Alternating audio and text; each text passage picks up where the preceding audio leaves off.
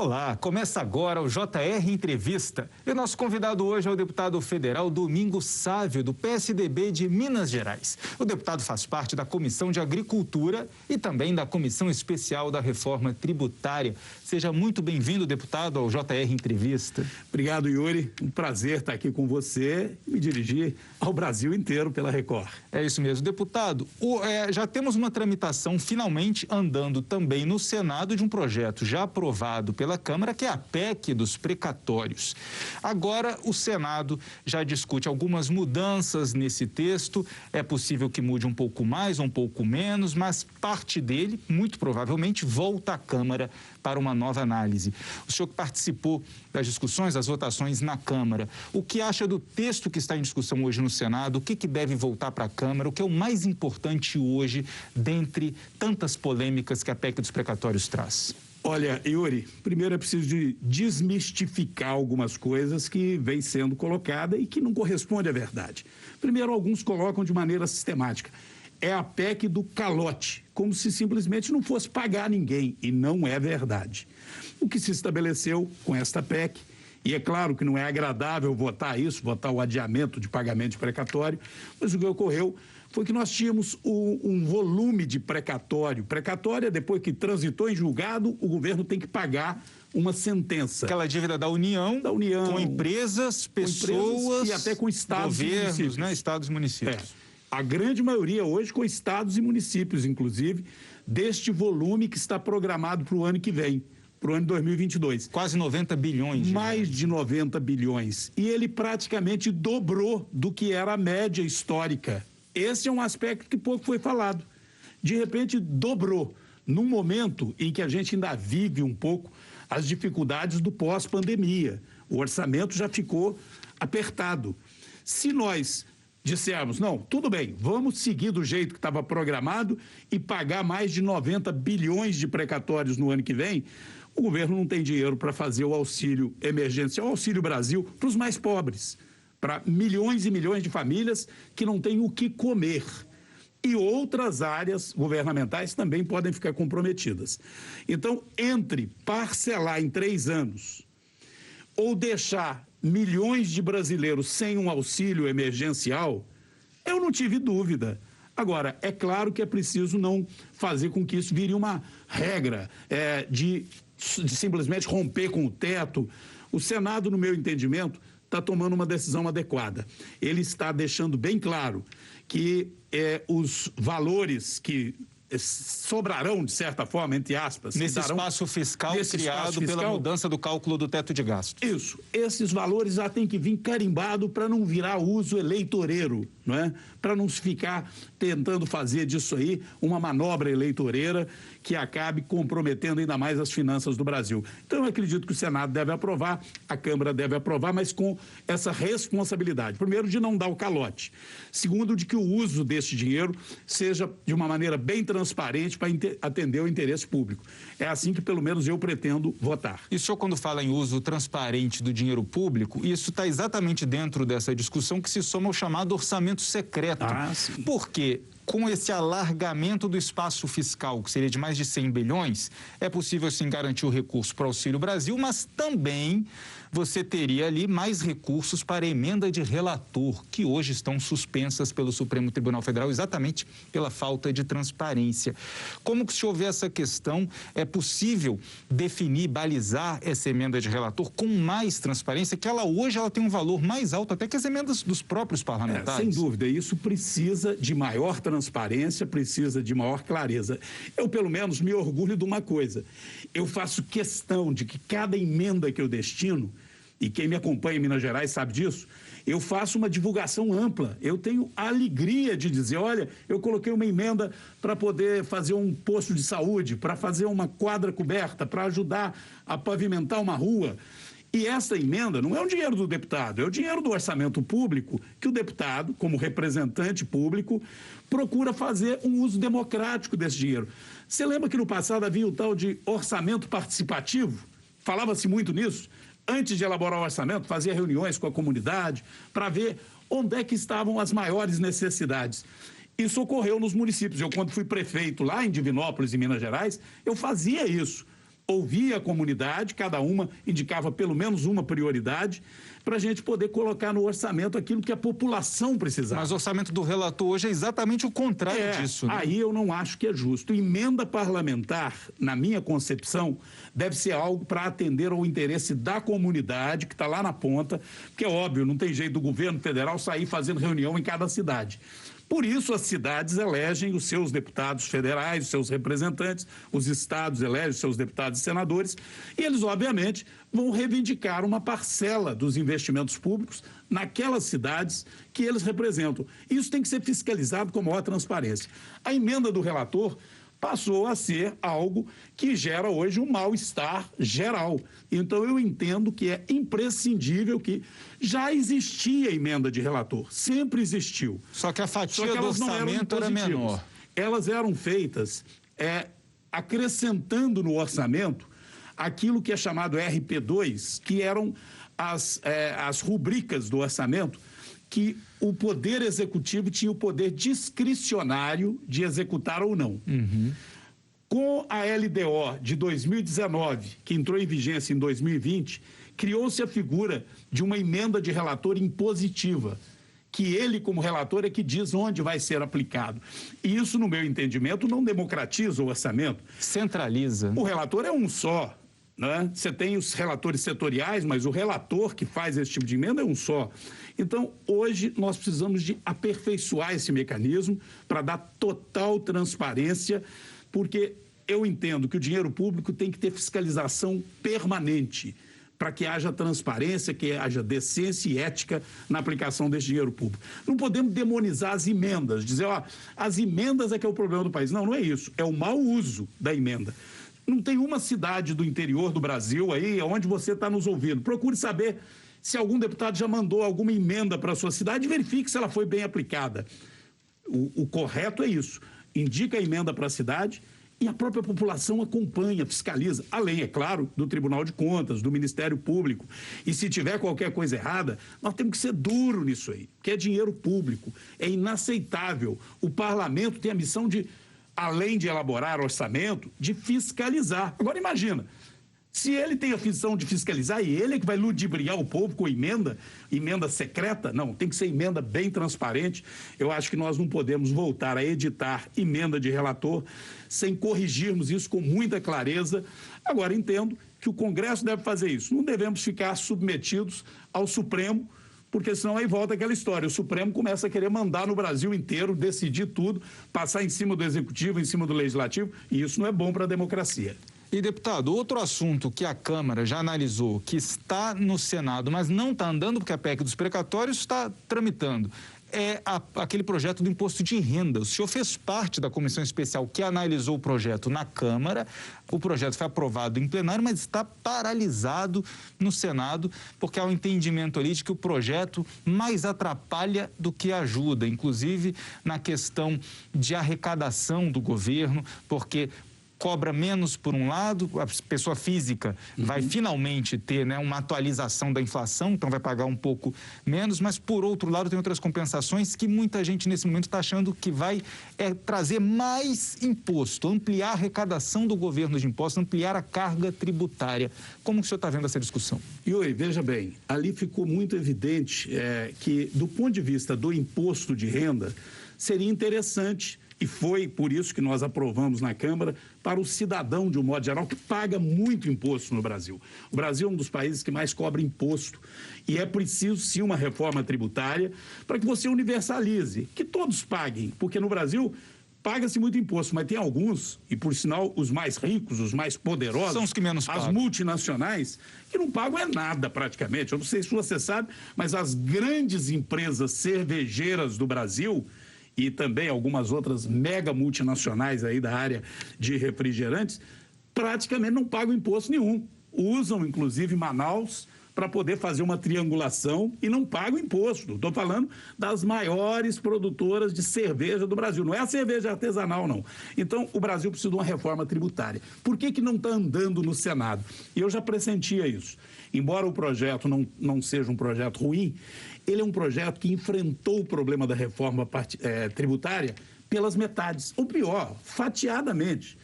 Não dá para você pensar em fazer uma reforma tributária, resolver uma questão do imposto de renda sem enfrentar as outras questões. Por que que não dá? Cria outros problemas. Cria outros. E eu alertei isso durante o processo. Alertei em função de que os municípios brasileiros, os estados, não podem concordar com esta mudança parcial. Por quê? Porque diminui o imposto de renda. É verdade, diminui o imposto de renda. Mas o imposto de renda é um que o governo federal compartilha com estados e municípios. Diminui o imposto de renda, mas aumenta outras contribuições que ficam só na mão da União. E neste aspecto, os estados e municípios, obviamente, estão agindo no Senado, e lá é a representação dos estados, com os senadores, para que o projeto não prospere. Eu entendo que nós temos que diminuir o imposto de renda no Brasil, sim, para a classe média, para o trabalhador, aquele que tem o disposto descontado na fonte, e, obviamente, pagar mais quem são os que ganham muito. Mas quando eu falo ganha muito, é milhões e milhões e milhões de reais por ano. E, infelizmente, no Brasil, nós ainda não tivemos uma liderança do próprio governo. Aí tem uma responsabilidade do governo. Porque uma matéria tributária como esta, no meu entendimento, quem tem que liderar é o governo. Porque o governo é que dispõe de possibilidades de mexer em toda a estrutura. Ele precisa articular com todas as pessoas, porque se tirar daqui prejudica o outro setor ali. Ele não é só imposto de renda, é PIS, COFINS, que hoje é a principal base de arrecadação do governo federal, que é sobre o faturamento como um todo das empresas, e também ele tem que negociar com estados e municípios, porque, obviamente, tem as obrigações que são dos estados e dos municípios, que, na verdade, são quem carrega mais os serviços públicos no Brasil. Você vai andar aí nos municípios, você vê posto de saúde é municipal, escolas, a maioria municipais ou estaduais, segurança pública bancada pelos estados e hoje com as guardas municipais. A presença do governo federal é pequena em termos de prestação de serviço direto à população. Agora, o volume arrecadado fica a maior parte na União. O senhor foi no alvo. E você pode assistir ao JR Entrevista na Record News às 7h, no portal R7, no Play Plus, no Jornal da Record, no JR 24 horas à 00h30 e também nas nossas redes sociais. Deputado, esse é exatamente um ponto, né, que enquanto estados e municípios precisam de mais dinheiro, não vai passar uma reforma tributária que dê mais recursos de impostos para a União do que para estados e municípios, onde está o povo. E por falar na população, hoje com essa crise toda, né, de pandemia para cá, nós tivemos uma disparada em diversos serviços, preços de produtos básicos, e um exemplo é o gás de cozinha, que afeta principalmente a população de baixa renda. O que pode ser feito para tentar amenizar esse problema? Olha, Yuri, essa é uma preocupação minha, que eu venho brigando, batendo. Eu quero até te agradecer de me perguntar isso, porque eu acho que não basta o domingo sábio. Nós precisamos de uma união nacional em defesa do povo brasileiro, que eu vou ser duro aqui com as palavras. Está sendo roubado. O preço do gás de cozinha é um roubo. Mas não tem uma cotação internacional? Nada, tem muita conversa. Tem, claro, o preço do petróleo é internacional, etc. Mas tem... Por que eu estou dizendo que ele está sendo roubado? Porque tem um oligopólio, tem um cartel no Brasil. Eu venho denunciando isso, já promovi audiências públicas, convidando a Agência Nacional do Petróleo e Gás. Mas eles fazem ouvido de mercador, eles ignoram, fingem que não é com eles. Mas a agência de petróleo, que deveria estar defendendo o consumidor, ela insiste em preservar uma regra no Brasil que facilita esse oligopólio, de termos aí praticamente só 6 grandes distribuidoras de gás GLP, de gás de cozinha. Que regra é essa que impede novos concorrentes? E aí eu vou explicar rapidamente. Imagine, por exemplo, cidade como Brasília, né, ou Manaus, ou Belo Horizonte, ou uma cidade com mais de 200 mil habitantes, é um mercado fantástico, todo mundo consome gás. Por que não surge uma nova distribuidora? Você tem ali o revendedor, aquela lojinha de bujão de gás. Aí tem bastante concorrência. Ali tem concorrente, tem 10, 20, 50, 200 lojas numa determinada cidade. Mas o distribuidor, quem invasa aquele gás e quem praticamente define o preço, é meia dúzia no Brasil. Na região norte, Manaus, Belém, é um único distribuidor.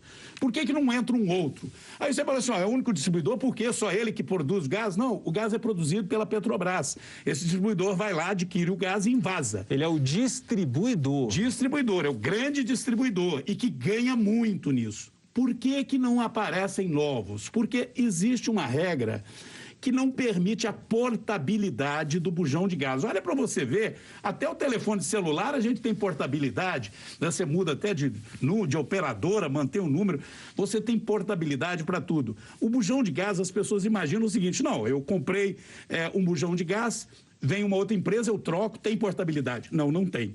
O que ocorre é que aquela empresa, você comprou de uma empresa A e depois veio o caminhão ou você parou num revendedor da empresa B, você troca o bujão, mas aquele bujão só pode ser usado para invasar novamente gás para a dona daquela marca.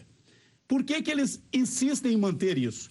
Porque se alguém quiser entrar no mercado, ele vai, digamos, começar com uma cidade, em que ele precisa de fazer 200 mil bujões de gás para tentar chegar em 100 mil residências, né?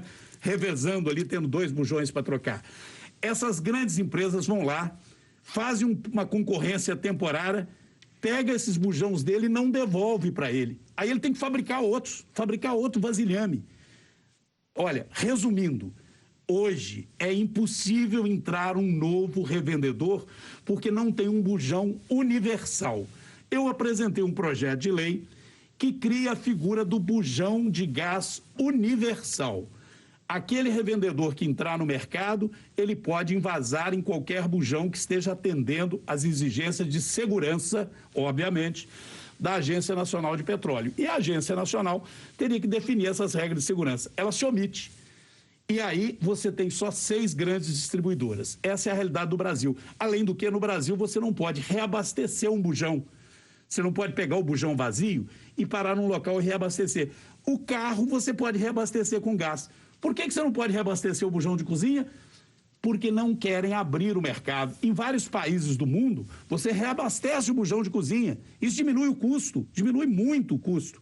No Brasil, a Agência Nacional de Petróleo mantém regras que aumentam o custo para o consumidor e facilita o cartel dessas poucas grandes distribuidoras. O meu projeto pretende resolver isso. Agora, eu preciso que o ministro das Minas e Energia, que o próprio governo tenha interesse em ajudar o consumidor, que está pagando um absurdo pelo bujão de gás. É uma boa briga, deputado. E o JR Entrevista vai para um rápido intervalo. Na volta, a gente fala sobre o peso do PSDB na definição da chamada terceira via na corrida presidencial. Até já.